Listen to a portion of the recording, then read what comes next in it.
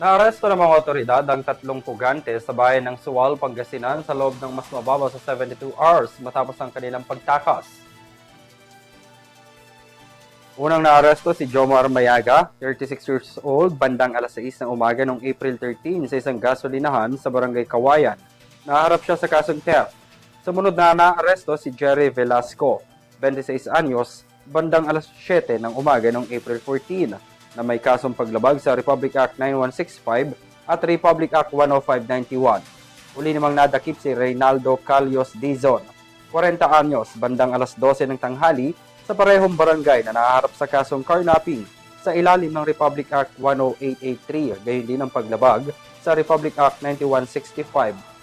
Malaki ang naging papel ng lokal na pamahalaan ng Sual sa operasyon, kabilang ang pagbibigay ng 100,000 pisong pabuya para sa impormasyon na nagresulta sa agarang pagkakaaresto ng mga pugante.